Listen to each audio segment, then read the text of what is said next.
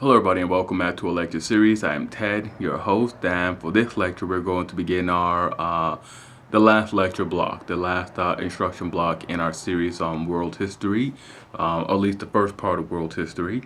And in this lecture we're going to begin our examination of civilization, states, and cultures in the Americas. In this lecture we're going to look at the resources of the Americas. We're going to look at the first person to cross over into the Americas, continue our look, I should say, at the first person who crossed over into the Americas, and we're going to examine the first great culture to emerge in the Americas, and that would be the Olmecs. They're not the first culture; they're not the first group of peoples to practice a way of life, but they are the first in a long line of people in Mesoamerica, Central America. They would originate or begin the practice for all subsequent cultures in Mesoamerica, and this would be in religious practices and social customs, farming techniques. It would originate with the Olmecs. It would be popularized and spread out, and it would all be traced back to Olmec culture. So let me begin our lecture block by saying that the Americas were among the last portions of the globe to be settled by humans. The Atlantic and the Pacific Ocean, they acted as very strong barriers to human habitation and human migration until the glaciers froze up enough water in the Bering Straits to allow people to migrate from Siberia to North America using the ice as a bridge. It's often known as either the ice bridge or in some cases the ice froze up enough water to where an actual land bridge linked the far eastern portions of Siberia with the far western portions of Alaska. We sometimes think of the sunken continent of Beringia, but the exact time of that event is also something that's still being debated, and a great amount of controversy surrounds it. Some people are hesitant to begin to accept the prospect that Native Americans immigrated from Central Asia. Some are hesitant to accept that the ice bridge existed, or that the land bridge existed. There are a number of other smaller schools of thought around the point of origin for Native Americans. But for our purposes and in mainstream history, we estimate the range for this event, for this migration. We estimate it to being as occurring as late as 100,000 years ago to as recent as 15,000 years ago. Now, originally, scholars thought that the event had occurred 100,000 years ago, but recent studies using genetics place the event closer to 30,000 years ago, and archaeological evidence pushes the event to 15,000 years ago. Now, the most generally accepted reason for why humans migrated to the Americas has been attributed to small bands of hunter and gatherers who followed herds of mammoth, bison, and caribou at the end of the Ice Age. And genetics has also revealed that the Siberian peoples and the native peoples of the Americas, particularly the peoples in the Arctic Circle, those would be the Yupiks and the Aleuts, and of course the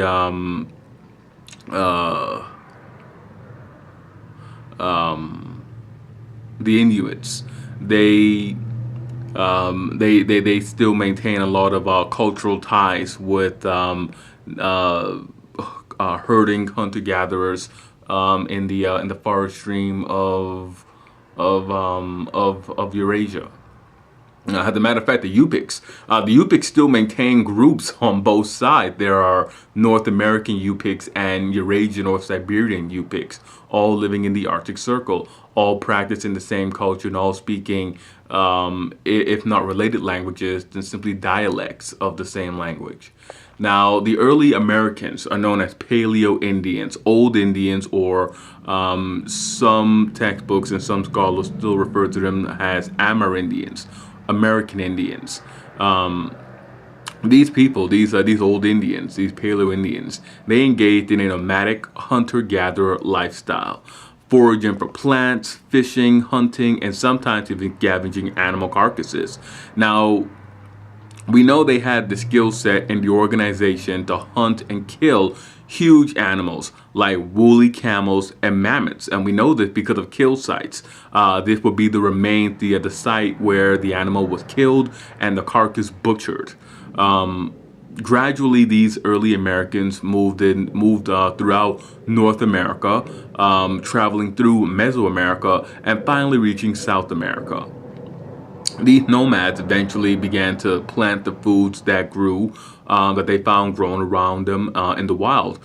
These would be plant foods such as beans and squashes.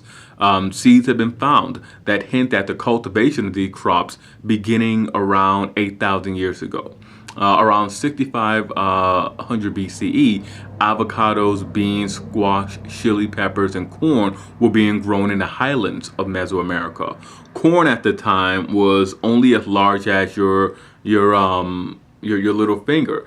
It would take another 3,000 years of selective breeding to produce corn that would be the size of your thumb. So it's quite a bit of a difference to sort of see how long it took to increase the size of corn, and of course all of that selective breeding and that hard work at agriculture will go on to produce the giant foot-long ears of corn that we enjoy today. Now, and as agriculture progressed, the early Americans, they abandoned hunting and gathering.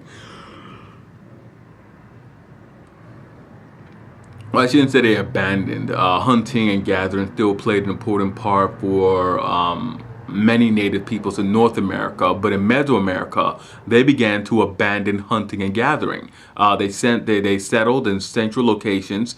Their food surpluses allowed towns to form, and there were two great centers of settled urban agricultural centers in the Americas. One was based in Mesoamerica, stretching from the temperate tropical forest of the Yucatan Peninsula down to modern-day Guatemala to the arid highlands of central Mexico.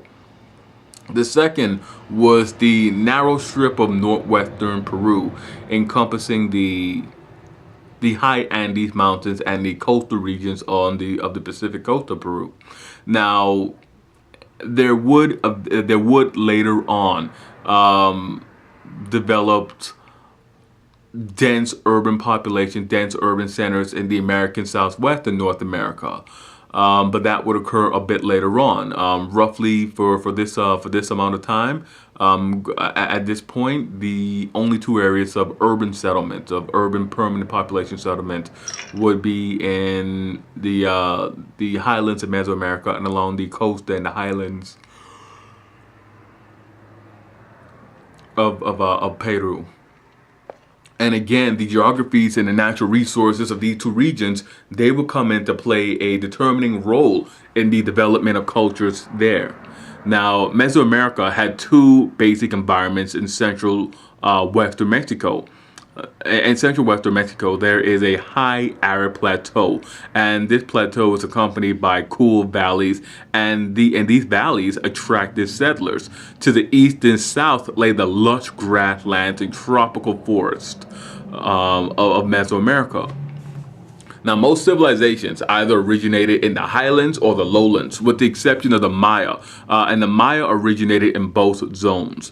Now, basic crops and resources were found in both, but the most prized items are only found in one region. Obsidian was widely used to make knives and weapons, and was only found in the highlands, while cacao and cotton were found in the lowlands. Now, the early societies were dependent on one another for vital food, for vital goods, and this spurred a very lively trade between communities. all of the cultures featured common elements in Mesoamerica. One, their economies were all interdependent. Nobody was acting alone. Nobody had the capability or the access to resources to allow them to act alone. The availability of crops and animals were all the same. They all had access to the same flora and fauna.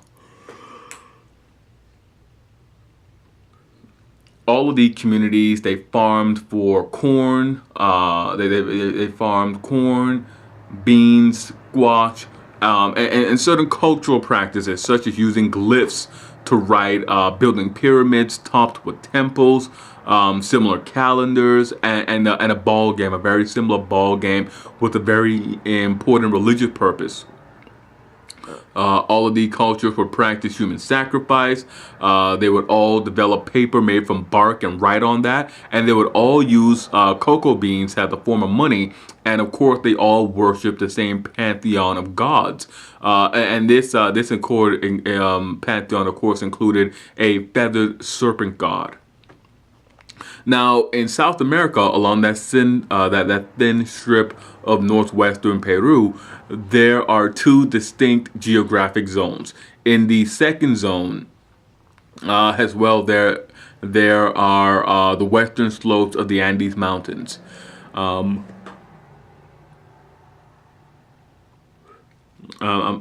sorry. Excuse me. There are the western slopes of the Andes Mountains, and there is a desert-like region with a very rich marine life along the coast, along the shores. In the high mountain plateaus and the eastern slopes of the Andes, it was possible through terrace farming to cultivate all of the staples of the New World crops, in addition to potatoes, and a very vibrant trade also developed between the coastal lands and the highlands in the mountain, the high inland mountain area. They exchanged fish and shells, corn, potatoes, and beans, and distinct cultural trends in the region were shared by all. All the trends would include mummifying the dead and worshiping prominent sun gods, and all subsequent cultures in this area would follow that trait.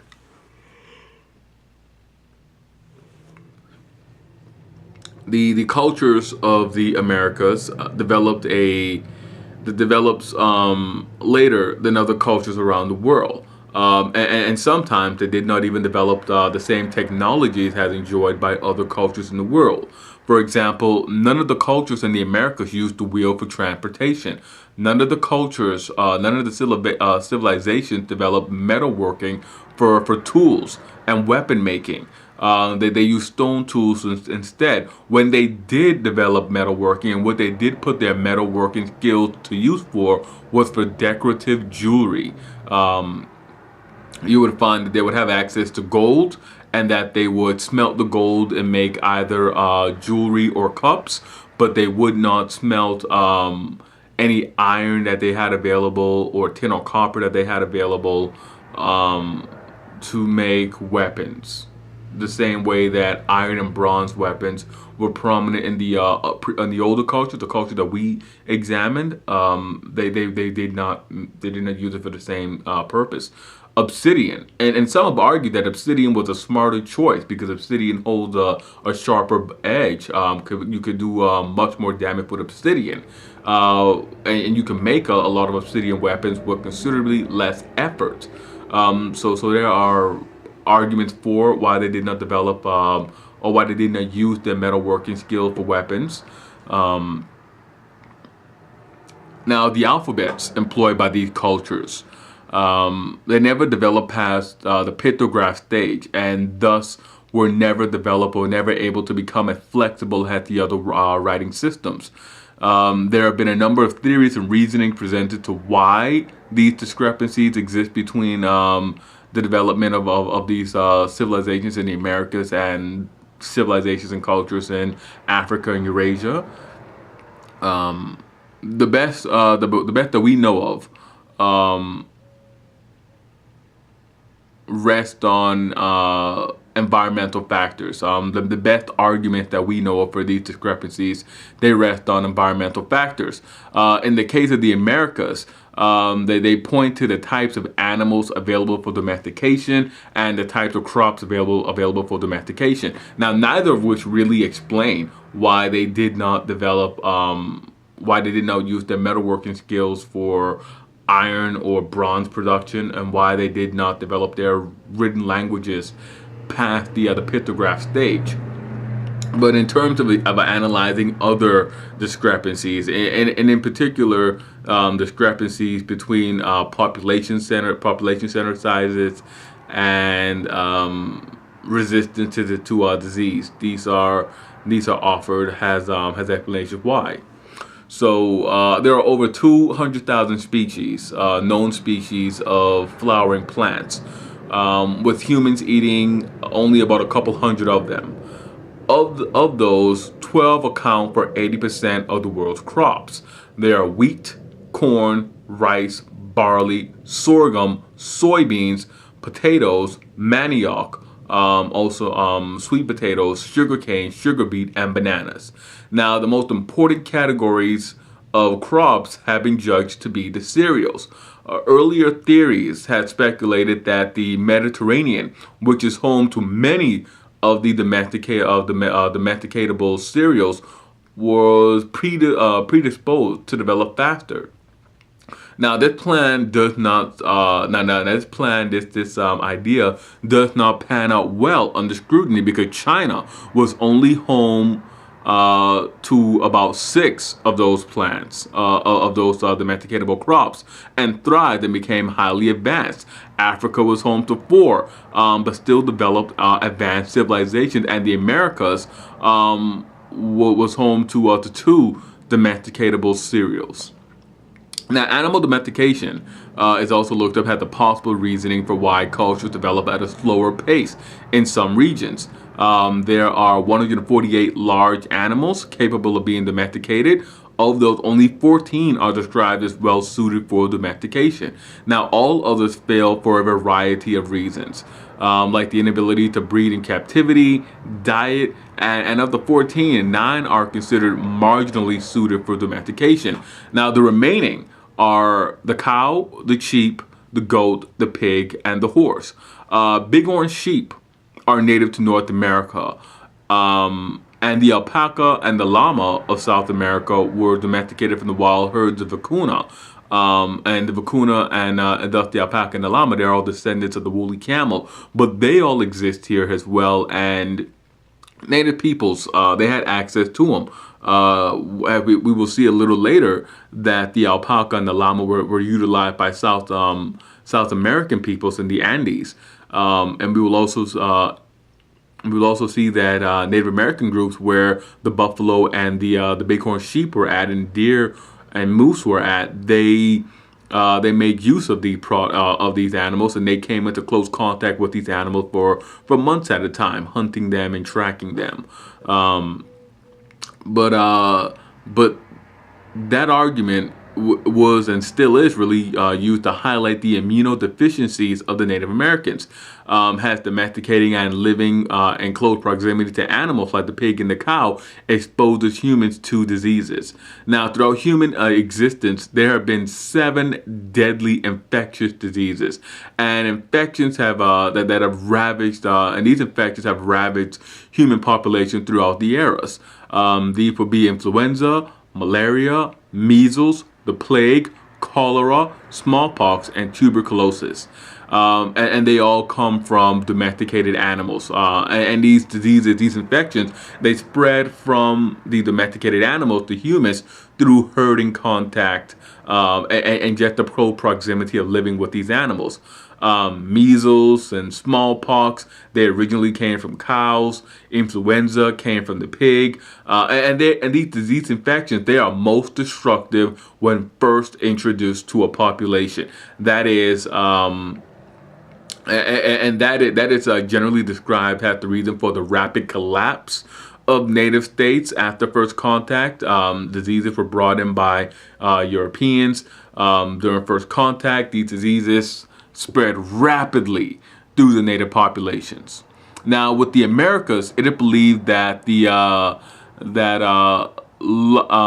lack of large animal domestication hindered the development of large cities and technological development. Most of this thinking has been debunked, but there are still vanguard members of this older order of thinking, of these older ideas, and it persists. And is consistently presented as a reasoning for slower development in the Americas. And again, this entire topic is very hotly, very heatedly debated. Now, the earliest group to emerge in Mesoamerica was the group known as the Olmecs. They developed around 12,000 BCE in the lowland tropical forest along the coast of the Gulf of Mexico and what is now Veracruz and Tobacco states. The Olmecs. Their origin is also something that is very heatedly debated. We know very little about them. We still do not know as much as we would like to know about their culture, but we do know that they exercise a very strong influence over all subsequent Mesoamerican cultures. All of the peoples that followed them in Mesoamerica, they picked up a great deal from the Olmecs, and they continued to practice the precedent set by the Olmecs. They introduced a model for all subsequent calendars. They introduced pyramid building. They developed the unique Mesoamerican pantheon and artistic pursuits. Almost all that we know about the Olmecs is derived from archaeological evidence as opposed to text. And text would be written documents. The Olmecs are best known for their large ceremonial centers, which are the sites that cannot be classified as true cities, but important religious ritual centers. They don't seem to have buildings for habitation or commerce, but again, we are limited in our understanding of Olmec domestic life. The most famous of these centers is a place called Venta, which was constructed along a north-south axis and very carefully laid out, but with a lot of attention really paid to the geometrical relationship between its various structures. Now, La Venta features a huge earthen pyramid that is over 300 feet high, as well as smaller step pyramids underneath the main courtyard. Well, not underneath the main courtyard, but just around the area. At the main courtyard, there are slabs of semi-precious stones like granite and serpentine and jade, and they're arranged in such a way that they form the images of monsters and jaguar heads, and they are not meant to be seen. They weren't meant to be seen. They were buried after they were created. These I guess we can call them mosaics of stones that created monsters and jaguar heads. Offerings at this site included jade axes, which were placed at graves during burials. Now, at this site, at La Venta, we do see a lack of text and wall art. We do not know the types of rituals that they performed at these ceremonies. The apparent focus was an event inspired by the priestly elite who managed Olmec society. Now, the remains of Olmec sites clearly show that they were skilled engineers. The earliest ceremonial center that we know of today is at a site called San Lorenzo. And the site at San Lorenzo is located on a man-made earthen base. And this was done to avoid being affected by regional flooding. Now, the most stereotypical and fascinating Olmec artifact are also among the most mysterious, and these would be a series of colossal basalt heads, and they are between 6 to 9 feet high, and we have located about 25 of these heads. It is speculated that they may be portrait of Olmec kings. They all have a very similar look with round faces, chubby cheeks, broad, flat noses, and of course a cap crown on their heads. Some feature scars and other facial blemishes, gaps in their teeth. These imperfections leads many to speculate that they may represent real individuals. Now, the largest of these heads weighs around 30 tons. The stones used to fashion these heads had to be quarried from over 70 miles away, and for most of that distance, they would have been floated down a river and then brought through, really drugged through the tropical forest. Now, there is an origin myth that states that a jaguar mated with a woman who then gave birth to a baby that ate her as she nursed it. The baby grew up to become the first ruler, and that myth influenced later Olmec artistic conventions that depict a baby were-jaguar with jaguar fangs, claws, and of course wearing the cap crown. Now, the were-jaguars were also sometimes shown eating the mothers while nursing in these artistic depictions. And the jaguar will go on to be closely associated with the gods in later belief structures. Now, Olmec art in general has a feature or a very prominent style of mixing babies and animals like toads, snakes, eagles, and caimans. Caimans are aquatic reptiles, much akin to crocodiles and alligators. The Olmecs developed an extensive trade network. They imported basalt, obsidian, and iron ore. The wealth of their society allowed them to bring in luxury items from very far away. The most coveted of which was jade. And jade came from as far away as Guatemala. And out of the jade, the Olmecs made jewelry. They made jade masks and, of course, ritual objects. Now, in general, jade was the most precious material in Mesoamerican culture. Gold and silver were of lesser values. There are stories of Hernan Cortez trading jade beads for gold early on in his career.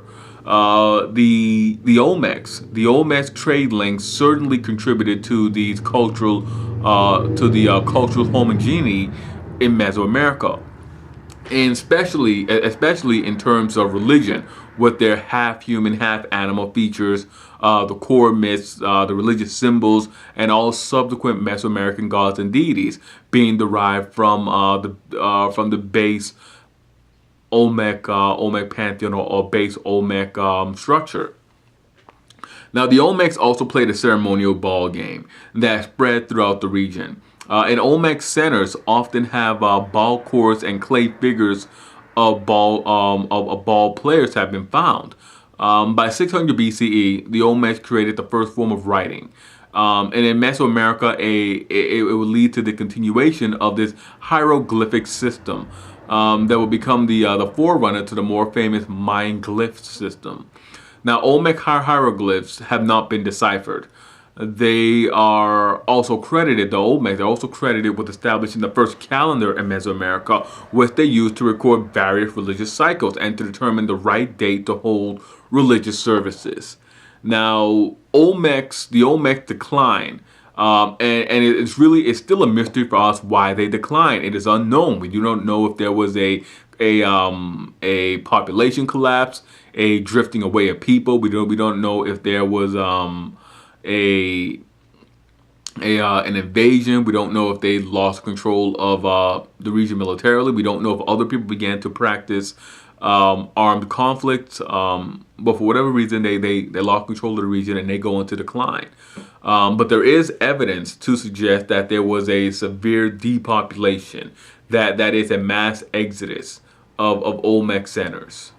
And that will conclude our look at the Olmecs and the origins of Mesoamerican society. When we come back, we'll continue on and we will look at Mayan civilization, Mayan culture.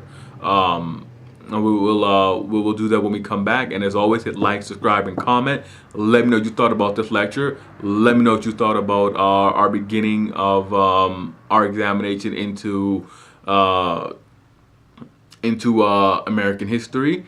As always, I'm Ted, and I'll see you guys next time.